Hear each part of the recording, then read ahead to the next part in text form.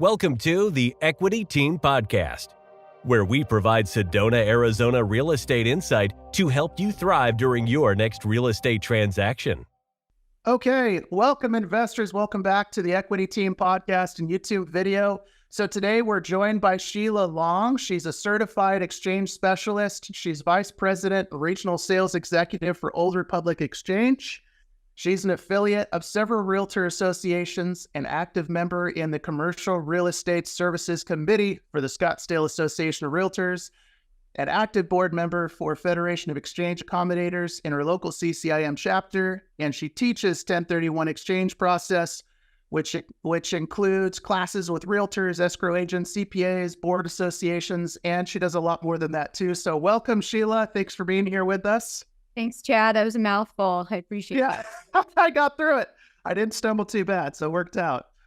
It's really great to have you here. And, you have helped out quite a few of our clients. And, we've been able to go through 1031 processes smoothly time after time. And you've been a great consultant for us. So thank you for all of that as well. Of course. Yes. Excited to be here. So the goal, with these recordings, the goal is always just to give great, fairly concise information to investors, whether they're buyers, whether they're sellers, just to help people go through the process and be really well armed, with this information so that they can make the best choices possible. So I've got a bunch of questions for you, and I'm ready to rip if you are. I am. I'm ready. So, but all right, cool. So I was hoping we could start with a few basic things and then get a little bit more advanced. The more basic stuff is, a lot of times you hear people ask about what are the time frames? What are we looking at with time frames? So can you tell us what are the 1031 time frames for identifying properties, for closing on properties, that kind of stuff? That's great. So I'm going to screen share here so that everyone can see what we're talking about. Tell me, can you see my screen okay? Are we ready? That's great. Wonderful. Okay, so there is a timeline, and I do want to warn all taxpayers, and that's what I'll call them. Anyone that's involved in an exchange is considered a taxpayer or the exchanger. Okay, so if you hear me say that, that's the same. That is the individual wanting to protect their equity from capital gains when they're selling investment property. So the 1031 exchange has a timeline. And again, let me make sure I'm clear with this. This is for the investment held property. So raw land, commercial, multifamily, maybe even mixed use, Chad. Maybe they live in a duplex and they're renting out one side and they're living in the other. That could qualify for a mixed use exchange. And now this timeline will start the day they close on what's called their relinquished property. That's the property they're selling, okay? So long as the taxpayer sets up the exchange, this timeline will start the day they close.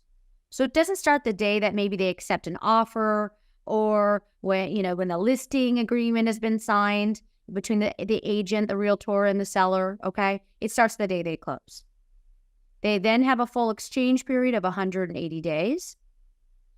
But within that exchange period, Chad, is a 45-day window to identify replacement property. That's it.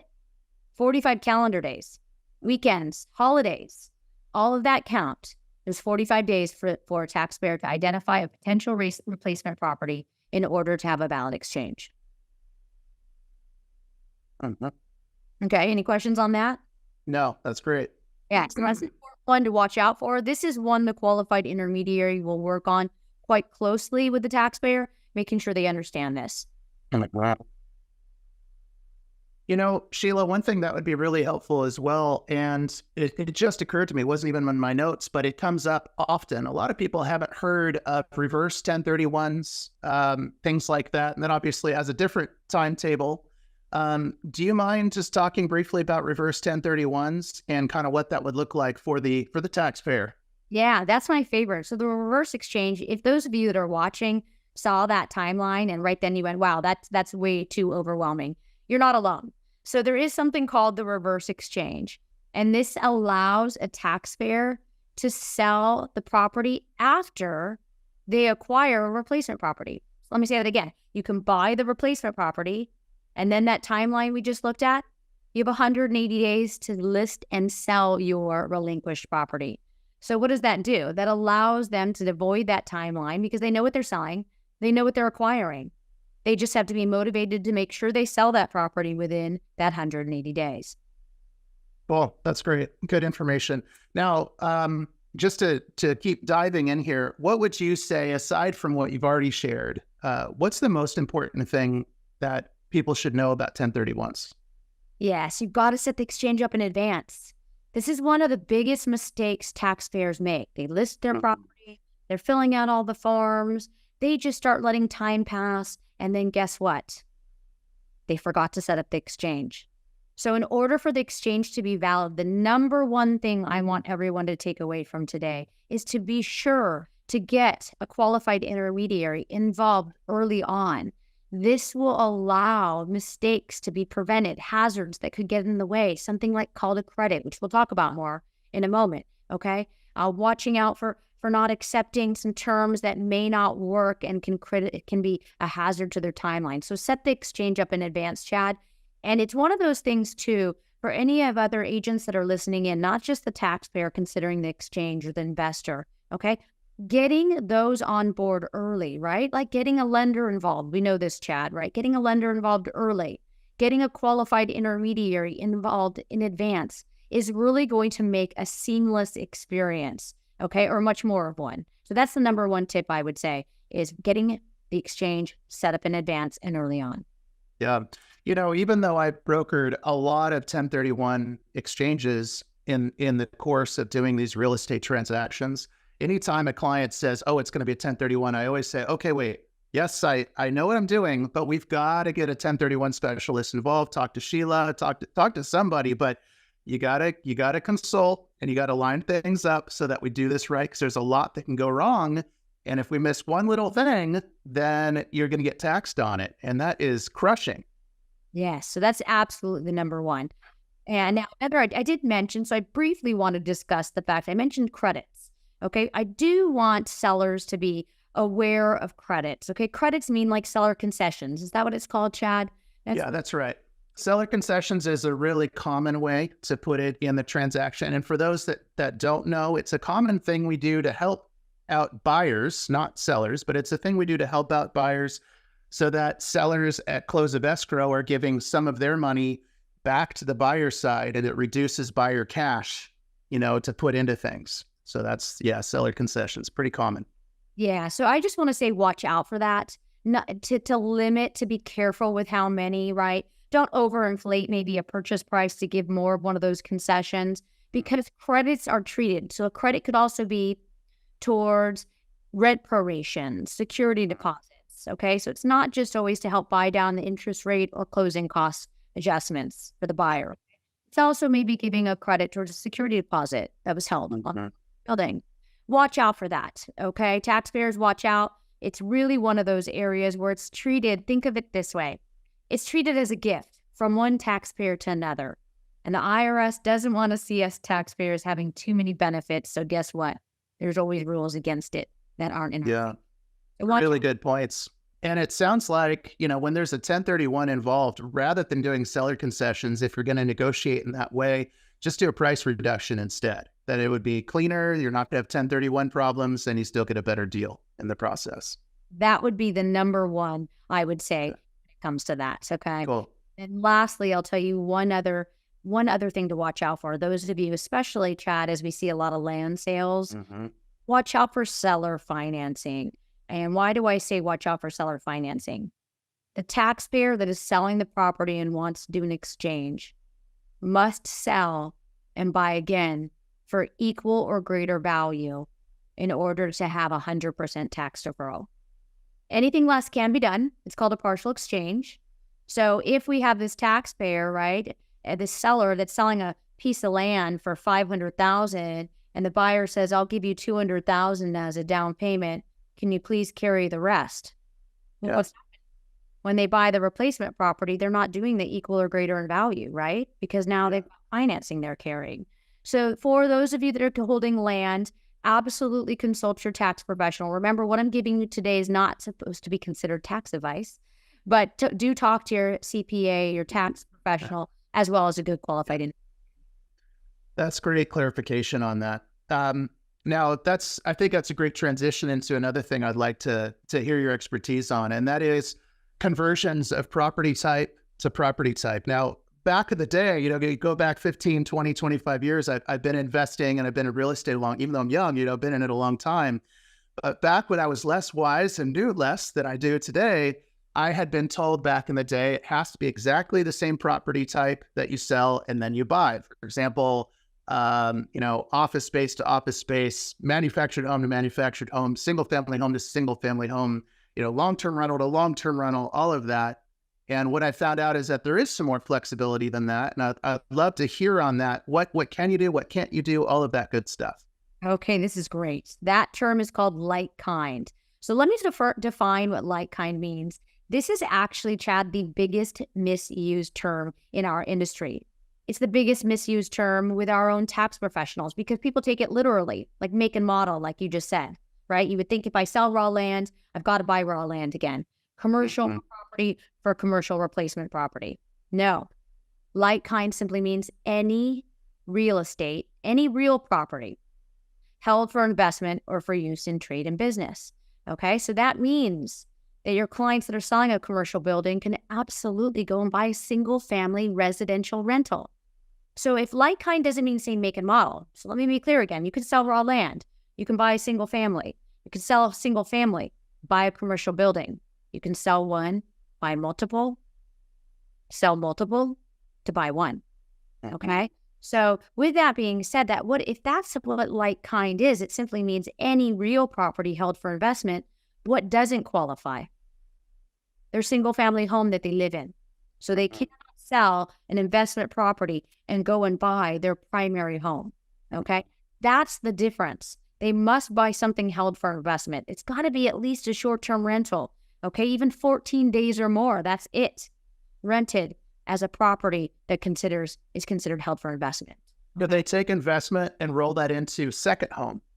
No. So the second home and vacation are two different things. That is a great question. Okay, so here's what I want you to understand. When I say second home versus vacation home, the difference between a second home is it's held strictly for personal use. Maybe you have a family member living in it rent-free, okay? Or you're a snowbird and you don't ever rent that property. Under the safe harbor rules, in order for it to be considered held for investment, it needs to be rented for a minimum of 14 days a year. Yep. Consecutive years. Okay. There are some terms. So I always tell everyone, take out second home out of your head and turn it into a vacation home. It allows a little bit of usage as long as you're renting it for that minimum requirement. Yes. Okay. So, and one thing for you to be aware of is that, a lot of investors, we have our horse blinders on, right? And then we think about homes the way that they are financed, for example. So if it's second home financing, that's fine with what we're talking about, as long as it's rented out for at least 2 weeks a year, which is usually what the investors do. Okay, yeah. Good deal. Well, that helps a lot with that clarification. So it sounds like with like kind, there's no crossover concern if it's real estate to real estate, but how it's used is important. So investment to investments, personal use to personal use, and on and on. Is that right? Correct. Cool. Well, that's great clarification. And that really simplifies a very complicated, I know it's more complicated still, but that really simplifies that complicated chunk, which is really nice. So here's something that I've seen only once. It's very uncommon, but I think that if investors knew they could do this, they would do it a lot more often, especially those that have more 1031 funds that they need to put in something. How the heck do you use 1031 money to remodel, to improve a property as you purchase? Yes, so that is called the improvement exchange, or also called the construction exchange.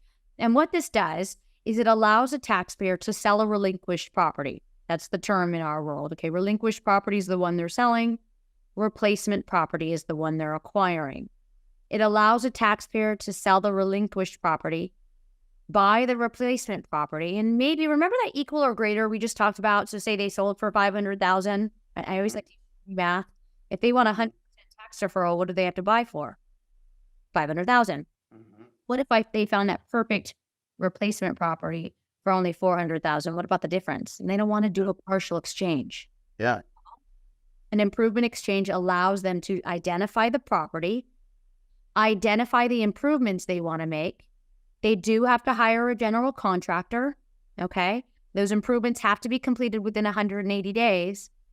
And the qualified intermediary, like myself, has to set up a special entity, an LLC, that parks title. Bear with me here.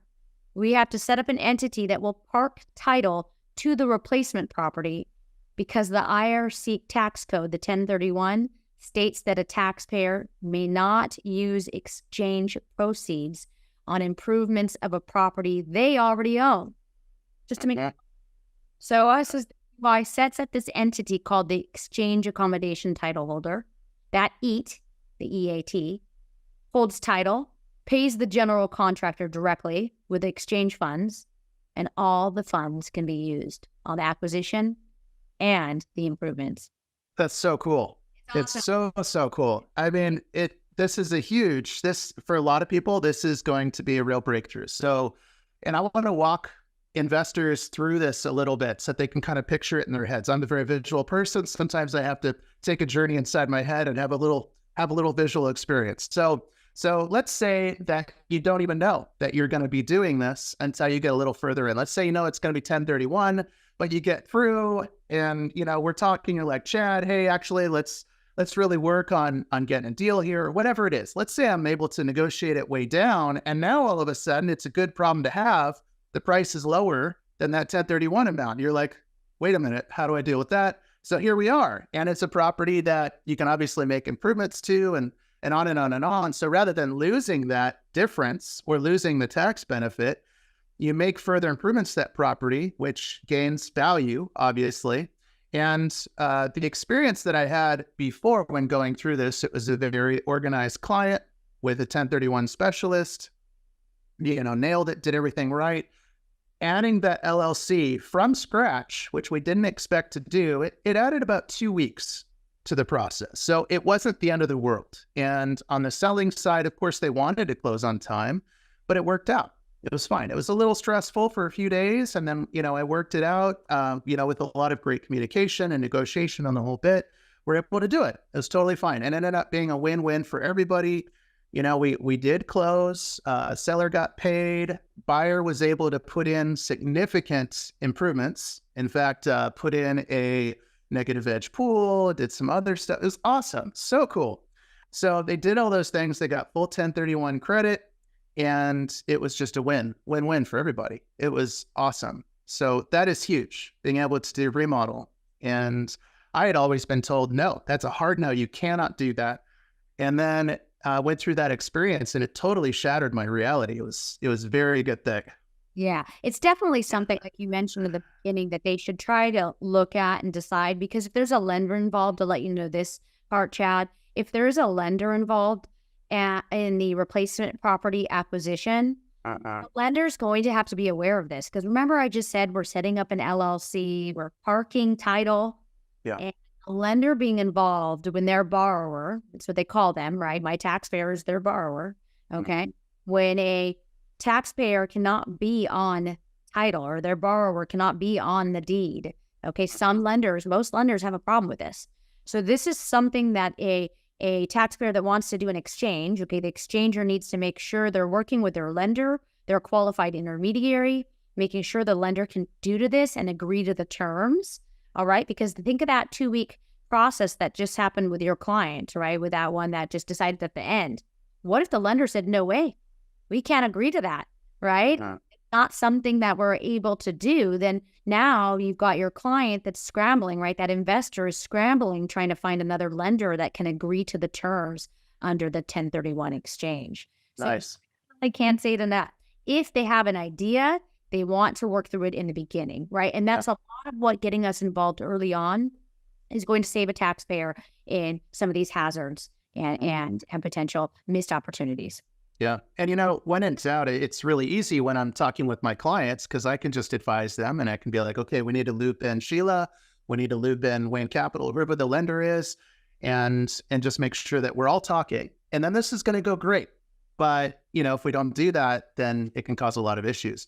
So my best advice for our audience would be, really loop in your agent. If it's for sale by owner, it's okay. be careful if it's directly with the listing agent. Most agents don't know what the heck they're doing. It's just the truth of it. It's like anything else. I mean, most people out there, it's just a job and they don't really dive in and they don't know. So, definitely talk with your agent, whether they're great or not. You got to talk with them. You got to make sure they know what you're doing. And if they're not as experienced with this kind of stuff, then you're going to have to run point on your own situation, and you're going to have to talk with your 1031. You're going to have to talk with your lender, make sure they know what's going on. And make sure that we're in great shape. Now, Sheila, you already gave some really great, nuggets of wisdom as far as the 1031 process, but is there anything else that you wish more people were aware of for 1031s? And if no, that's okay, because you gave some great stuff earlier. Yeah, I do want to let everyone know to be careful, as it's not a regulated industry. It's very interesting that the 1031 exchange is not a regulated industry. And what does that mean? Sometimes taxpayers will use a third party that is not carrying insurance or coverage. And they'll say, well, I really trust my BFF, my best friend forever, that can hold my funds. And then that best friend, is very ethical and doesn't go run off to Fiji with their money, but maybe they're in a car accident or something happens. Life happens, right? And now guess what happens? That timeline we showed you, that visual, now their money is locked up, right? They've got the money. They sold the property. And guess what? They run out of time with those timelines. The IRS sees it as a failed exchange. And guess what? Even though it wasn't their fault, the IRS still states taxes are due. So it's really important that you understand who you're using. Find a reputable, insured, qualified intermediary. Okay. Definitely make sure you're doing your homework on who you're using and go with someone that's got some backing. That's going to be the best advice I can give.